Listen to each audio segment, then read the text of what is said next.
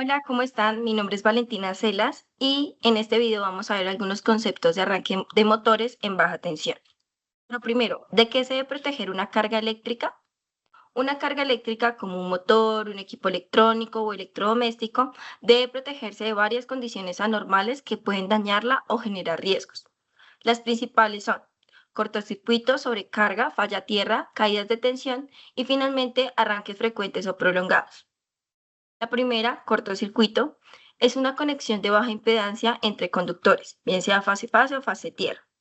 Baja impedancia implica que es una muy pequeña resistencia, que el ejemplo más típico es cuando entran en contacto dos conductores sin su aislamiento, entran en contacto directo. Entonces eso genera un cortocircuito. Provoca corrientes muy elevadas en milisegundos y puede dañar gravemente los equipos, provocar incendios y disparar protecciones. Luego tenemos la sobrecarga, que es un exceso de corriente superior a la nominal durante un tiempo prolongado. Entonces, este es como la primera diferencia entre un cortocircuito y una sobrecarga, que el cortocircuito son corrientes también muy elevadas, pero ya mucho más elevadas que en una sobrecarga y en milisegundos, mientras que la sobrecarga es por un tiempo más prolongado. Puede deberse a esfuerzo mecánico excesivo, bloqueo del eje o procesos mal diseñados. Entonces, ¿qué pasa? Que se calienta el motor o el equipo, deteriora el aislamiento y finalmente ocurre una falla. Luego tenemos la falla tierra, que en la falla tierra es un contacto accidental entre una parte activa y una parte metálica conectada a tierra. Puede causar choques eléctricos y corrientes de fuga peligrosas y requiere una protección diferencial y buena puesta a tierra. Luego tenemos las caídas de tensión, que básicamente ocurre cuando hay variaciones de nivel de tensión en la red eléctrica. Entonces, son fluctuaciones importantes en la tensión de alimentación, pueden dañar la electrónica o afectar el desempeño del motor. Algunas protecciones monitorean la tensión y se desconectan si están fuera del rango. Y por último, encontramos los arranques frecuentes o prolongados. Si un motor arranca muy seguido o durante mucho tiempo, se sobrecalienta aunque la corriente no sea excesiva. Puede requerir protección térmica o temporizadores. Ahora sí, otro tema a tener en cuenta es que la circulación de corriente siempre genera calentamiento. Entonces, como vemos en la primera imagen, hay un flujo de electrones, que es la corriente, pero sin embargo, cuando ocurre que hay un mayor flujo de electrones, que en otras palabras hay un mayor paso de corriente, implica que hay una mayor temperatura, que esto implicaría que hay una sobrecarga o una sobrecorriente. Entonces, las sobrecorrientes, ¿en qué casos se presentan? En un cortocircuito, en falla tierra y sobrecarga. Pero nos vamos a enfocar en estos dos porque son los dos aspectos que vemos a la hora de seleccionar los equipos y al momento de coordinar la protección. Cuando seleccionamos los equipos como por ejemplo el relé térmico, hace referencia a esta sobrecarga, todo lo que sea térmico es con sobrecarga. Y cuando vemos que al momento de seleccionar, no sé, interruptores, los relés, los guardamotores, que son una parte que dice como la corriente magnética, o cuando dice capacidad de ruptura, etcétera, es cuando hacemos relación con el cortocircuito. Los conductores tienen una capacidad de corriente determinada y superar ese límite puede causar daños en el conductor. La cantidad de calor generado es proporcional a la cantidad de corriente fluyendo en el conductor. Y finalmente, el exceso de corriente en un conductor se llama sobrecorriente. Como les mencionaba, el caso más típico de un cortocircuito ocurre cuando entran en contacto directo dos conductores sin su aislamiento. Entonces, esto puede pasar cuando ya hay un desgaste con los años del aislamiento, que están en contacto, y llega el punto en el que ya se toca el material conductor. Entonces, vemos que acá es el estado normal y está el cortocircuito ocasionado por sobrecorriente. Para hacer cálculos de cortocircuito y poder un poco dimensionar cuáles son esos niveles de corriente que suceden cuando hay un corto, es necesario aplicar la ley de Ohm. ¿Que cómo funciona la ley de Ohm? La manera más sencilla como de quizás memorizar esta ley es con este triangulito, con esta imagen que vemos acá. ¿En qué consiste el triángulo? Arriba ustedes ponen la tensión, V, a la izquierda ponen la resistencia R y a la derecha ponen la I. Entonces, si, por ejemplo, quieren calcular la V, que es la tensión, pues tapan la V, como estoy haciendo acá, y ven que quedaría resistencia por corriente. Entonces, acá se desglosa la fórmula. V es igual a la resistencia por la corriente. Luego queremos calcular la resistencia. Entonces tapamos la R y entonces para calcular la resistencia sería la tensión sobre la corriente. Y finalmente si queremos calcular la corriente, que es este caso, tapamos la I y vemos que quedaría V sobre R, que es la fórmula que desglosamos acá. Entonces, un sencillo ejemplo. Entonces tenemos que usualmente la tensión es de 240 voltios y la resistencia en el aislamiento es de 24 ohmios. En ese caso, nos daría que la corriente con el debido aislamiento sería de 10 amperios. Sin embargo, si se desgasta el aislamiento y quedan en contacto directo, pues eso implica que va a haber una baja impedancia. Entonces la resistencia va a bajar casi a cero, como vemos en este caso.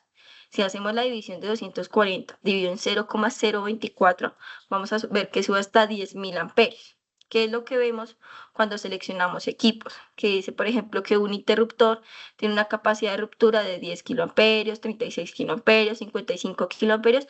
A esto hace referencia a que ese equipo, cuánto puede soportar de amperios por pequeña fracción de tiempo. Ahora sí, ¿cuáles son las clases de cortocircuito? Tenemos tres tipos. El primero es cuando se conectan las tres fases, que es el cortocircuito tripolar. Luego tenemos entre dos fases y finalmente entre la fase del conductor de neutro o con la tierra. Y se denominan cortocircuito unipolar o de tierra. Las corrientes de cortocircuito más elevadas, más altas, la vamos a encontrar cuando es un cortocircuito tripolar. Pero también la vamos a ver en los cortocircuitos a tierra o con el conductor de neutro en las bornes del secundario del transformador. Pero ojo, cuando el transformador es la única fuente de energía que alimenta el circuito. Listo, ya habiendo revisado cortocircuito, pasamos a sobrecarga, que la sobrecarga se genera en dos casos. El primero, que fue el que ya revisamos, que bueno, no revisamos, sino que lo vimos acá en la imagen. Me vuelvo un poquito. Como es acá en la imagen, el ejemplo es cuando en una toma de la casa, por ejemplo, conectan demasiados equipos y quizás el circuito interno no tiene la capacidad para soportar tantos equipos conectados a una misma toma. Entonces, este es el primer ejemplo. Muchos dispositivos conectados a un mismo circuito eléctrico.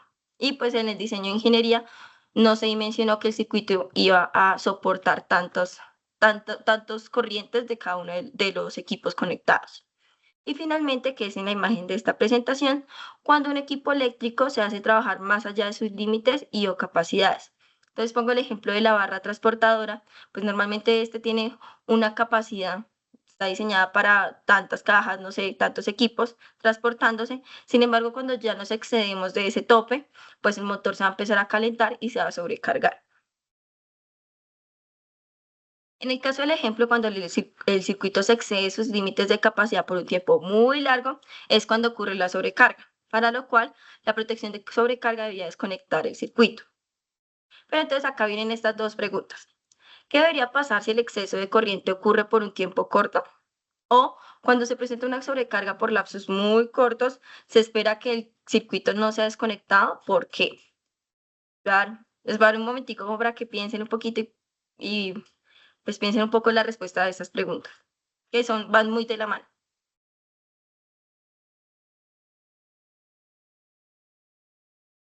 La respuesta en este caso es que depende de la aplicación, que ya vamos a ver más adelante porque tiene que ver con la clase, cuando vayamos a comprar un equipo y se selecciona la clase de este equipo. ¿Por qué? Porque si tenemos esta banda o cualquier equipo, cualquier aplicación, perdón, y no se requiere tanto tiempo para arrancar, que son valores mucho mayores a la corriente nominal, pues necesitamos que no se apague y que no apague la aplicación, que no apague el motor y desconecte todo, sino que por otro lado espera hasta que arranque y ahí sí, pues entra en funcionamiento normal con su corriente nominal la aplicación, el motor. Entonces, la respuesta sería depende de la aplicación y depende del diseño que tenga ingeniería. Entonces, si la banda transportadora demora 10 segundos en arrancar, pues si hay esa sobrecarga para que arranque antes de 10 segundos, pues no debería apagarse. Pero si ya se demora más de 10 segundos, pues los equipos sí deberían desconectar el motor. Vamos a hacer un ejercicio práctico. Tenemos un motor de 10 caballos de fuerza que se usa para dos aplicaciones diferentes. La primera, la picadora, que tiene una corriente de arranque que no conocemos, que es I1, y tenemos la banda transportadora que tiene una corriente de arranque I2. La pregunta es, ¿cuál corriente de arranque es mayor y por qué? Pensémoslo un poquito.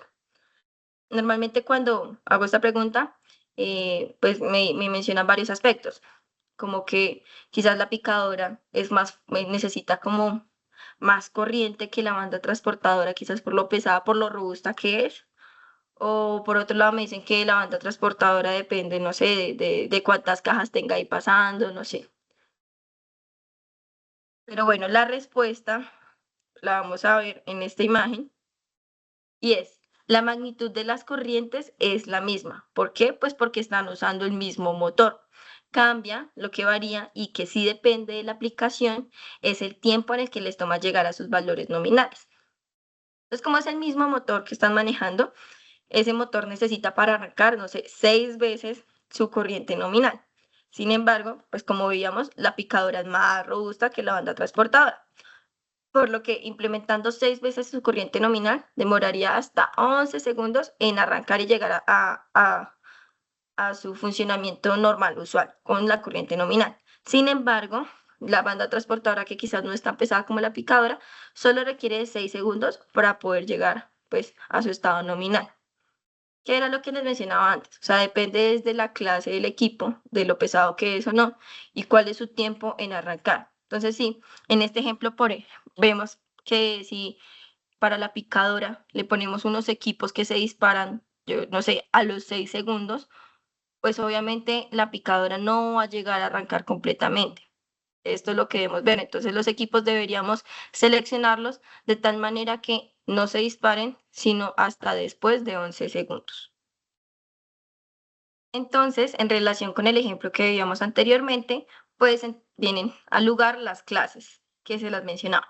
Las clases que lo vemos, por ejemplo, en los relés térmicos, cuando te dice que el relé es clase 10, ¿qué significa? Que el relé se va a disparar después de 10 segundos. Clase 20 después de 20 segundos, clase 30 después de 30 segundos.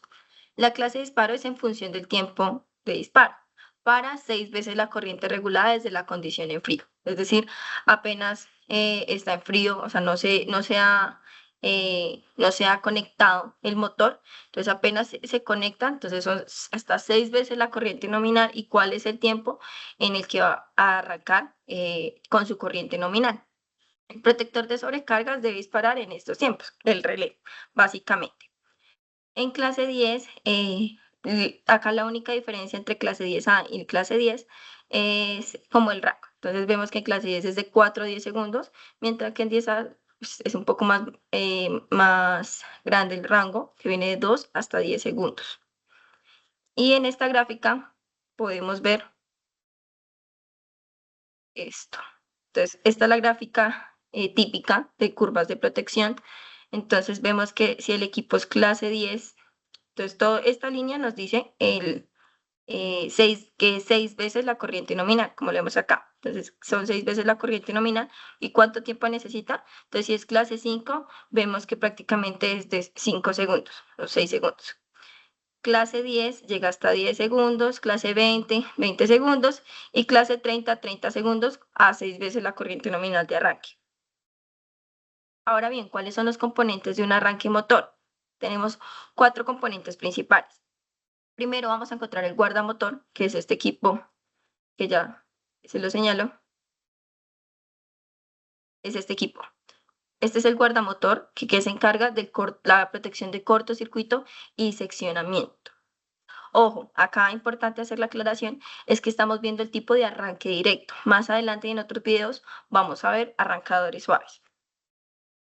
Luego viene el contactor, que el contactor no hace ningún tipo de protección, sino lo único que hace es la maniobra del motor, es decir, abrir o cerrar el circuito.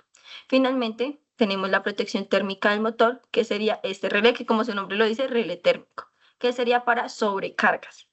Finalmente tenemos el mando y señalización, que se conecta directamente al contactor. ¿Por qué? Porque si se requiere hacer una maniobra o si el circuito se abrió o se cerró, necesitamos una luz o algo que nos indique que si está cerrado o abierto el circuito.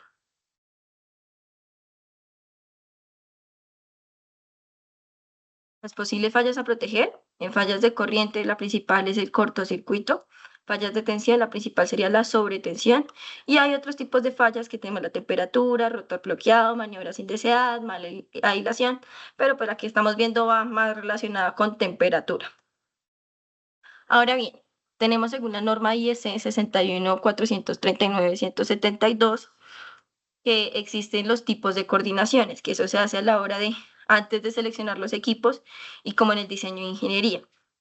Para explicarles un poco estos tipos de coordinaciones, es necesario entender qué es la capacidad de ruptura, que va en relación con el cortocircuito.